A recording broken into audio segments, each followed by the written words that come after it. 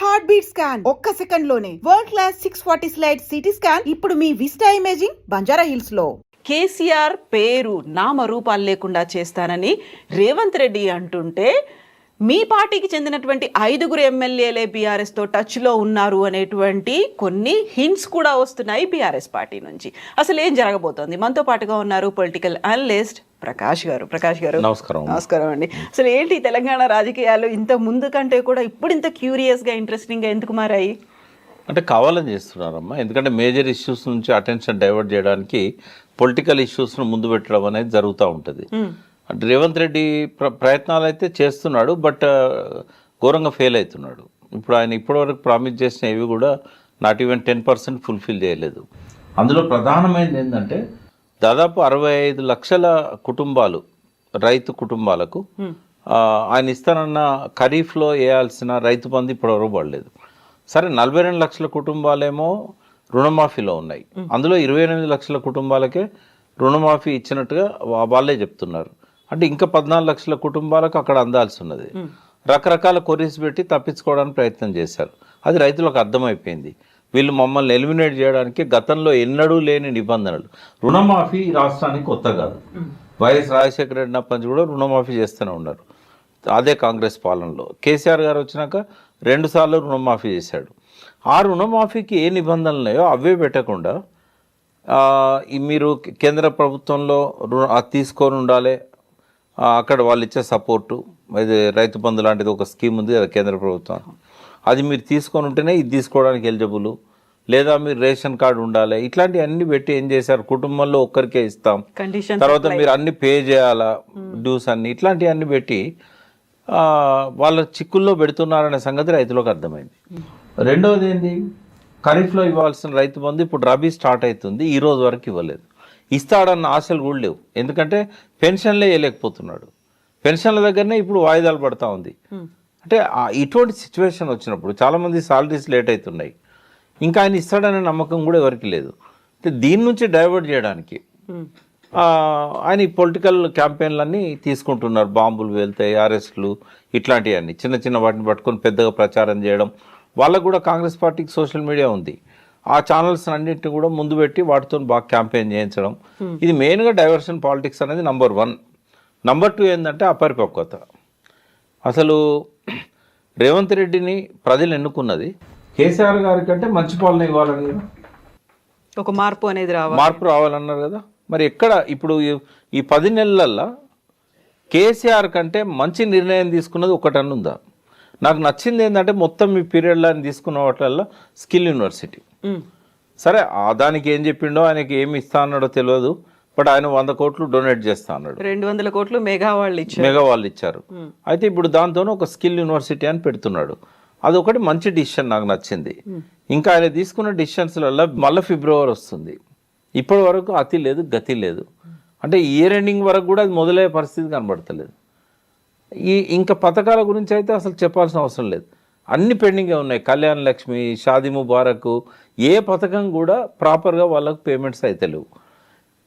పోనీ ఒక విధానాన్ని ప్రకటించాడా, అద్భుతమైన వ్యవసాయ విధానాన్ని కేసీఆర్ చేసిన దానికంటే గొప్పగా చేస్తా. పోనీ ఒక ఇండస్ట్రియల్ పాలసీ ప్రకటించాడా, వాళ్ళు రాగానే టీఎస్ ఐపాస్ పెట్టారు, అంతకంటే గొప్ప విధానం నీకేముంది. వాళ్ళు రాగానే ఐటీ పాలసీ పెట్టారు, ఐటీ పాలసీ వల్ల 75,000 కోట్ల 75,000 కోట్ల ఎక్స్పోర్ట్స్ నుంచి 1,75,000 కోట్ల ఎక్స్పోర్ట్స్కు 10 ఇయర్స్లో తీసుకోగలిగారు. అంటే అంత ఈ గ్రోత్ అనేది జస్ట్ ఒక 7-8 ఇయర్స్లో చేయగలిగారు. పోనీ నీకేమన్నా వేరే ఐటీ పాలసీ ఉందా? ఎలక్ట్రిసిటీ సంబంధించి ఆయన అన్ని తప్పులు చేశాడు అని చెప్పావు, నీకేమన్నా ఆల్టర్నేట్ విధానం ఉందా? ఆయన అపాయింట్ చేయడంలోనే తెలిసిపోయింది ఏంటంటే ఈయన ఎలక్ట్రిసిటీ డిపార్ట్మెంట్ వాళ్ళని కాకుండా బ్యూరోక్రాట్స్ని పెట్టాడు, వాళ్ళకి అర్థం కావడానికే టైం పడుతుంది. అర్థమైన తర్వాత ఆయన ఇప్పుడు రొనాల్డ్ రోస్ మంచి ఆఫీసర్, ఆయన ఇమీడియట్గా ఆయన ఆంధ్రాకు పంపించారు. అంటే ఎట్లా సాధ్యమవుతుంది? ఇట్లా కనుక ఆయన పాలనా విధానం ఉంటే ఆయన ఫోకస్ చేయాల్సింది వాటి మీదనా లేకుంటే కేసీఆర్ మీదనా? ఇప్పుడు కేసీఆర్ ఏ తప్పు చేసిండో రేవంత్ రెడ్డి ఆ తప్పు చేయకూడదని మనం కోరుకుంటున్నాం. కేసీఆర్ ఏం తప్పు చేసిండు, కాంగ్రెస్ని ఖతం చేస్తా అన్నాడు. కాంగ్రెస్ని ఖతం చేస్తా అని కేసీఆర్ అంటే, నేను కేసీఆర్ని ఖతం చేస్తా అని రేవంత్ రెడ్డి అంటున్నాడు. అంటే ఆయన నుంచి నువ్వేం నేర్చుకున్నావు? కేసీఆర్ కాంగ్రెస్ను ఖతం చేయగలిగిండా? ఖతం అయితాయా? ఆ పార్టీని విలీనం చేసుకున్నా కూడా లెజిస్లేచర్ పార్టీని 4 నెలల్లో మళ్ళీ రైజ్ అయింది కదా ఆ పార్టీ. నువ్వే సాక్ష్యం కదా.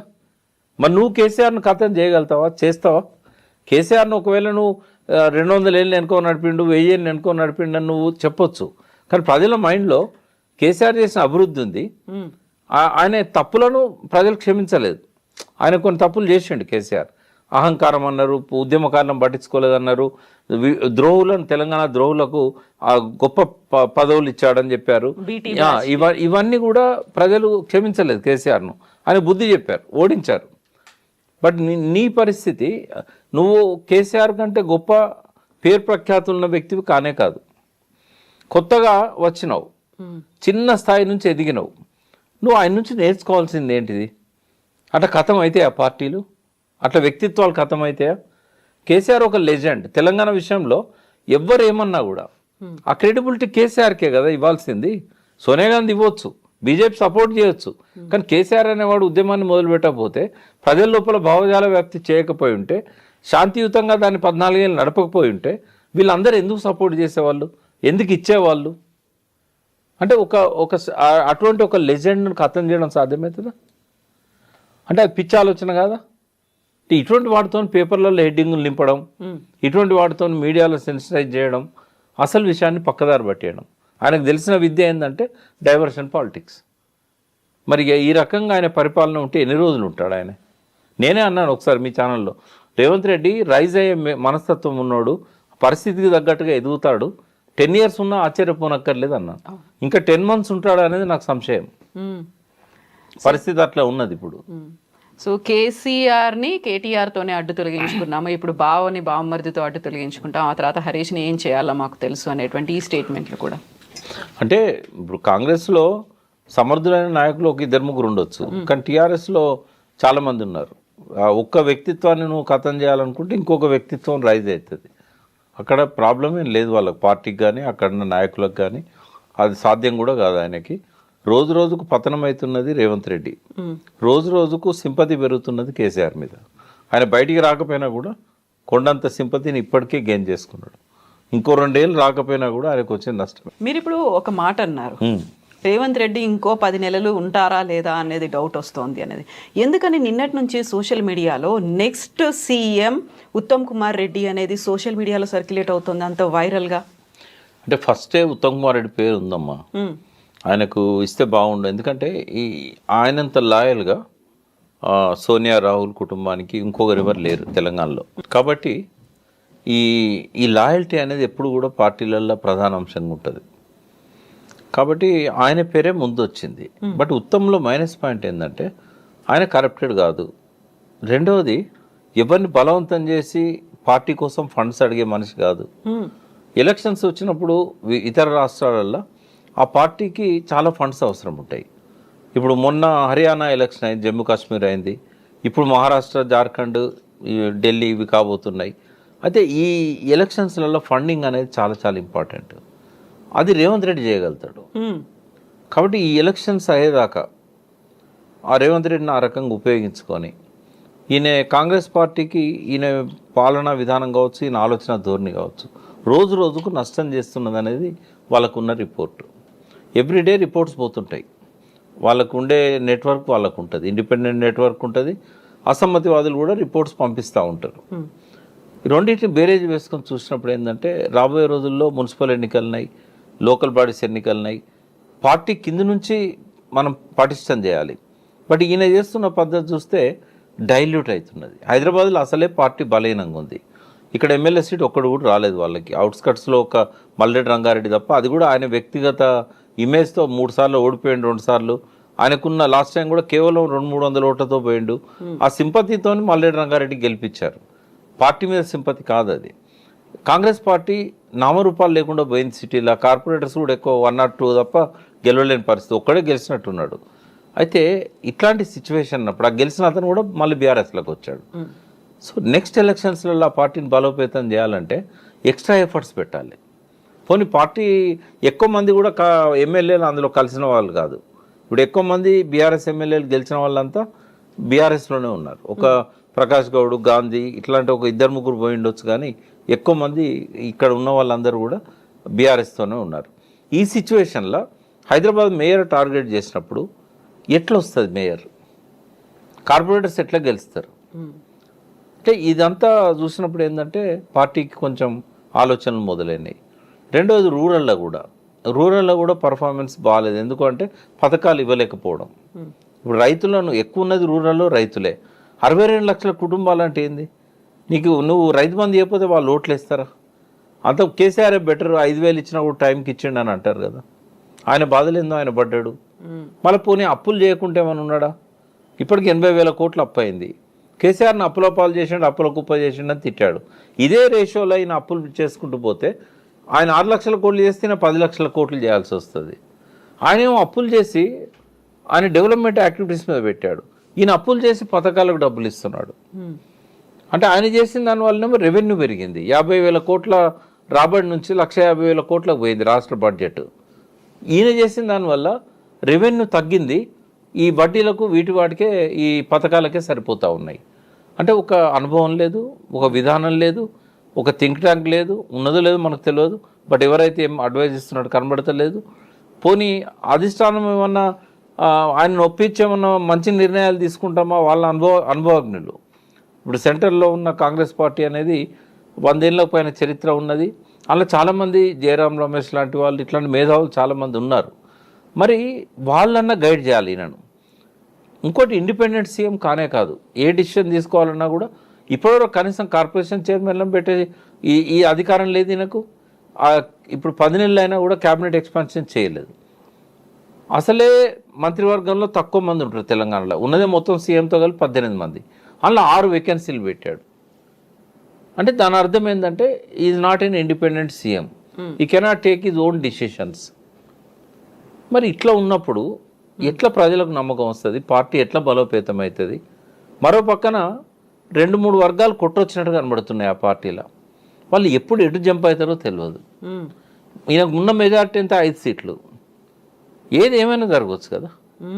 ఇప్పుడు సరికొత్తగా సోషల్ మీడియాలో సర్క్యులేట్ అవుతోంది, మీడియాలో కూడా వస్తున్నటువంటి వార్త, కాంగ్రెస్కి చెందినటువంటి 5 ఎమ్మెల్యేలు కేసీఆర్తో టచ్లోకి వెళ్ళారు. బట్ కేసీఆరే అంత ఇంట్రెస్ట్ చూపించలేదు వాళ్ళని చేర్చుకోవడానికి. మరి కాస్త వెయిట్ చేసి చూద్దాము, మనమే మన పార్టీని, కార్యకర్తల్ని పెంచుకుందాము, విస్తృతపరచుకుందాము అని. జరగవచ్చు, ఏదైనా జరగవచ్చు. ఎందుకంటే 5-10 మంది ఎమ్మెల్యేలను కొనుగోలు చేయడం అనేది వాళ్ళకి పెద్ద కష్టమని నేను అనుకోవట్లేదు. అంటే కేసీఆర్తో టచ్లో ఉన్న వాళ్ళు జనరల్గా ఫైనాన్షియల్గా ఇబ్బందుల్లో ఉండి మాకు కొన్ని డబ్బులు ఇస్తే మేము వస్తాము, గెలిచినాక మీ అధికారంలోకి వచ్చినాక మీరు మాకు మంత్రి పదవులు ఇవ్వండి. 2 ఉంటాయి. ఒకటి మంత్రి పదవుల కోసం ఆశపడే వాళ్ళు ఉంటారు, రెండోది అప్పులు చెల్లించడం కోసం. మొన్నటి ఎక్స్పెన్సివ్ ఎలక్షన్, చాలామంది దాదాపు ఇప్పుడున్న ప్రతి ఎమ్మెల్యేకి అప్పులు ఉన్నాయి. ఎవరు వాళ్ళ సొంతంగా ఉన్న ఆస్తులను అమ్మి పెట్టిన వాళ్ళు కూడా ఉన్నారు. బట్ అప్పులు మాత్రం ప్రతి ఎమ్మెల్యేకి ఉన్నాయి. ఓడిపోయిన అతనికి ఉన్నాయి, గెలిచిన అతనికి ఉన్నాయి. ఇక్కడ కాంగ్రెస్లో ఇప్పుడు అంటే ఇంకొక 6 మంత్రి పదవులు ఇస్తారు. ఈ టర్మ్ అంతా కూడా ఎవరికైతే మాకు మంత్రి పదవి రాదనుకుంటారో జంప్ చేస్తే మాకు మంత్రి పదవి వస్తుందని ఒక ఆశ ఉంటుంది. వాళ్ళు కూడా అట్లా చెప్పొచ్చు. ఇప్పుడు బీఆర్ఎస్ ఉన్న ఎమ్మెల్యేలు కాకుండా ఇంకొక 5-6 కొనడం అనేది, డబ్బులు ఇవ్వడం అనేది వాళ్ళకి పెద్ద కష్టమని నేను అనుకోవట్లేదు. ఏదో పద్ధతిలో వాళ్ళను లాక్కుంటారు. బట్ ఇక్కడ అధికారంలోకి రావాలంటే కాంగ్రెస్ వర్టికల్గా స్ప్లిట్ కావాలి. కాంగ్రెస్ను స్ప్లిట్ చేయకుండా బీఆర్ఎస్ కానీ, బీజేపీ కానీ, లేదా కాంగ్రెస్లో ఉన్న ఏదైతే గ్రూప్ ఉంటుందో ఈ వీళ్ళందరినీ కలుపుకోకుండా అధికారంలోకి రాలేదు. ఇప్పుడు కాంగ్రెస్లో ఎవరైనా కూప్ చేయాలన్నా కూడా కేసీఆర్ సపోర్ట్ అవసరం. ఇది చేయగలిగే సత్తా బీజేపీకి ఉంది. బీజేపీ కనుక పొంగులేటిని ఇప్పుడు ఎట్లయితే కంట్రోల్లో పెట్టుకున్నారో, రేపు ఆయన ద్వారా 10 మంది ఎమ్మెల్యేలను బీఆర్ఎస్తో మాట్లాడి బీఆర్ఎస్లో ఉన్న 28-29 మంది ఎమ్మెల్యేలను మజ్లిస్ను సైలెంట్గా ఉంచే అవకాశం, శక్తి కూడా అమిత్ షాకు ఉంది. వాళ్ళు ఆబ్సెంట్ అవుతారు. 119లో 7 ఆబ్సెంట్ అవుతారు, 112 ఉంటారు. 112 మ్యాజిక్ ఫిగర్ అయింది 56, 57 మంది ఎమ్మెల్యేలను కూడగట్టడం బీజేపీ కష్టమని నేను అనుకోవట్లేదు. కాబట్టి ఏదైనా జరగవచ్చు. ఒకవేళ కాంగ్రెస్ ఇంటాక్ట్గా ఉన్నా కూడా రేవంత్ రెడ్డిని తప్పించి ఇంకొక వ్యక్తిని కూడా సీఎం చేసే అవకాశం ఉంటుంది. కాబట్టి అస్థిరత ఉంది, రాజకీయ అస్థిరత తెలంగాణలో ఉంది. కాంగ్రెస్ పార్టీలో ఉందా, ఓవరాల్గా తెలంగాణ రాజకీయాల్లో? ఓవరాల్గా ఉంది. అవకాశం వస్తే బీఆర్ఎస్ అధికారంలో ఇంకొకరిని ఎంకరేజ్ చేయడానికి ఎప్పుడు సిద్ధంగా ఉంటుంది. ఎందుకంటే రేవంత్ రెడ్డిని వాళ్ళు టాలరేట్ చేయరు. అది బట్ ఏదైనా ఇంకాస్త సమయం తీసుకుంటారా? ఎవరైనా సమయం కోసం వెయిట్ చేస్తున్నారు. ఎందుకంటే ఆయన పూర్తిగా ప్రజల లోపల పల్సనయ్యేదాకా ఎవరు ధైర్యం చేయరు. అది వాళ్ళకి మంచిది కూడా కాదు. అప్పుడు సింపతి వస్తుంది రేవంత్ రెడ్డికి. ఒకవేళ ఆయన పూర్తిగా పల్సనయ్యేదాకా వెయిట్ చేయకపోతే సింపతి ఆయన వైపు పోతుంది. కాబట్టి ఇంకో 1 year వెయిట్ చేస్తారేమో, లేదా 5-6 నెలలు వెయిట్ చేయవచ్చు, లేదా కాంగ్రెస్లో ఏమన్నా జరగాలనుకుంటే ఈ అసెంబ్లీ ఎన్నికల తర్వాత వాళ్ళు కూడా మార్చవచ్చు. సో ఈలోపు మరి కేసీఆర్ మీద వీళ్ళు రేవంత్ రెడ్డి చెప్పినట్టుగా ఆయనని పేరుని నామరూపాలు లేకుండా చేయడం, సంవత్సరంలో ఆయన్ని మర్చిపోయేలా చేయడం. ఇప్పుడు 2 అనుభవాలు ఉన్నాయి మాకే రేవంత్ రెడ్డికి. ఒకటేమో కాంగ్రెస్ నామరూపాలు చేయాలనుకున్న కేసీఆర్కు చెక్ పెట్టి కాంగ్రెసే అధికారంలోకి వచ్చింది. అంటే కేసీఆర్ చేదు అనుభవం నుంచి రేవంత్ రెడ్డి నేర్చుకోవాలి. ఈయన కేసులు పెడతా అని బెదిరించడం కానీ, నిజంగానే ఇవాళ రేపో ట్వీట్ కూడా చేశాడు కేటీఆర్, ఏదైనా జరగవచ్చు సిద్ధంగా ఉండండి. ఒకవేళ అదే జరిగితే అది జైల్లో ఉండడం అనేది రాజకీయ నాయకులకు ఇప్పుడు అనుభవం లేకపోయినా అది ఆ అనుభవం అవసరం. ఒకవేళ కేటీఆర్ నిజంగానే జైలు పోయింది అనుకోండి, అది ఆయనకు లాభం చేస్తుంది, పార్టీకి లాభం చేస్తుంది. అది రేవంత్ రెడ్డికి నష్టం చేస్తుంది. కేసీఆర్ మీద కేసులు పెట్టి జైలు పంపితే మాత్రం ఇంకా ఆయనకు చాలా నష్టం చేస్తుంది. వాళ్ళకు కొద్దిగా శారీరకంగా మానసికంగా ఇబ్బంది కలగవచ్చు, కానీ పార్టీకి భవిష్యత్తుకు అదొక ఉజ్వల పునాదిని ఇస్తుంది. కాబట్టి అటువంటి స్టెప్స్ కనుక రేవంత్ రెడ్డి తీసుకున్నట్టయితే నిజంగానే జెన్యూన్ కేసు పెట్టి వాళ్ళ వాళ్ళ వాళ్ళ తప్పులన్నిటిని కూడా నిజ నిర్ధారణ చేసి కమిషన్ ద్వారానో ఇంకో ద్వారానో రుజువు అయితే అప్పుడు ప్రజలు ఏమనుకుంటారంటే బాగా డబ్బులు తిన్నాడు జైలుకు పోయాడు అనుకుంటారు. కానీ అవేవి ప్రూవ్ అయ్యే అవకాశాలే లేవు. ఒకవేళ ఏమన్నా ప్రూవ్ అయినా అది అధికారుల లోపం అవుతుంది, అధికారుల తప్పిదం అవుతుంది. ఇప్పుడు అవుట్ ఆఫ్ ది వేలో ఫోన్ ట్యాపింగ్ చేస్తే ఆ అధికారి బలవుతాడు. ఇప్పుడు కూడా కేటీఆర్ అదే మాట అన్నారు కదా. కేటీఆర్ తర్వాత కూడా మిగతా లీడర్లు కూడా చెప్తున్న మాట అదే, మా ఫోన్లను కూడా ట్యాప్ చేస్తున్నారు. నాట్ ఓన్లీ మావి, రాష్ట్రంలో ఉన్నటువంటి మంత్రులు, ఇతర కాంగ్రెస్ లీడర్లవి కూడా సీఎం రేవంత్ సర్కార్ ట్యాప్ చేస్తోంది అని. అది ఎమర్జెన్సీ కాలం నుంచే కాంగ్రెస్ పార్టీ అధికారంలో ఉన్నది అప్పుడు ఇందిరాగాంధీ, అక్కడి నుంచి స్టార్ట్ అయినాయి ఈ ఫోన్ ట్యాపింగ్స్ అనేటివి. కాబట్టి ఎవ్వరు ఎప్పుడు కూడా ఫోన్ ఫ్రీ ఉందని అనుకోవాల్సిన అవసరం లేదు. ఇంకా ఇప్పుడు సెల్ ఫోన్లు వచ్చినాక చాలా ఈజీ ట్యాప్ చేయడం అనేది. కాబట్టి అందరి ఫోన్లు ట్యాపింగ్ అయితేనే ఉంటాయి. అది ఏ ప్రభుత్వం అయినా చేస్తుంది, చేయకుండా ఉండదు. బట్ నేరం ఒకవేళ రుజువు అయితే శిక్ష పడేది అధికారికి తప్ప హోమ్ మినిస్టర్ పడదు, చీఫ్ మినిస్టర్ పడదు. ఎందుకంటే వాళ్ళు ఎక్కడ కూడా రిటర్న్గా దొరకరు. మౌఖిక ఆదేశాలే తప్ప రిటర్న్ ఆదేశాలు అనేటివి ఉండవు.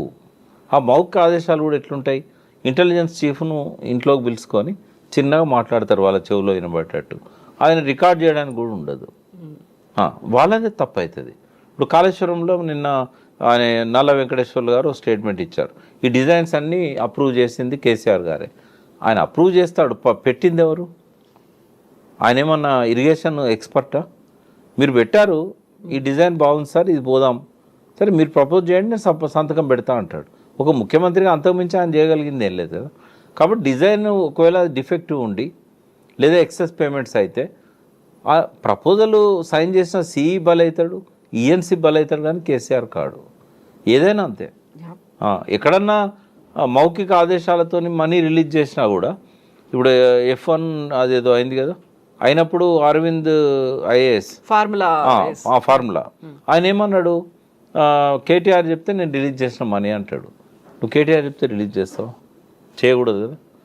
బలయ్యేవాడు అరవింద్ బలవుతాడు, కేటీఆర్ ఎందుకు బలవుతాడు? చెప్పిండు అనడానికి ఏమైనా ఆదేశాలకు ప్రూఫ్ ఉందా? మౌఖిక ఆదేశాలను ఎవరి మీదైనా నేరం వేయచ్చు కదా. కాబట్టి కోర్టుకు కావాల్సింది ఆధారాలు, డాక్యుమెంటరీ ఎవిడెన్స్. డబ్బుల విషయంలో డాక్యుమెంటరీ ఎవిడెన్స్, కరప్షన్ విషయంలో డాక్యుమెంటరీ ఎవిడెన్స్. కానీ కేవలం ఓరల్ ఎవిడెన్స్ అనేది కోర్టు ముందు నిలబడదు. కాబట్టి ఏ కేసులో కూడా న్యాయంగానైతే వీళ్ళు శిక్ష పడే కేసులు ఏమి పెట్టే అవకాశం లేదు. కానీ కేసు పెట్టడానికి ఎప్పటికీ ముఖ్యమంత్రికి అవకాశం ఉంటుంది. ఎవరి మీదైనా ఏ కేసు అయినా ఆయన పెట్టగలుగుతాడు. డీజీపీకి చెప్తే ఎవరి మీదైనా పెట్టగలుగుతాడు. నిజాయితీగా పనిచేసే వాళ్ళ మీద పెట్టవచ్చు, నిజంగా దొంగలను వదిలేయచ్చు. అంటే ఆ పవర్ని ఆయన మిస్యూజ్ చేసుకుంటే ప్రజలు నమ్మరు, అది భూమేరంగా అవుతుంది, మళ్ళీ ఆయనకే సెల్ఫ్ గోల్ అవుతుంది.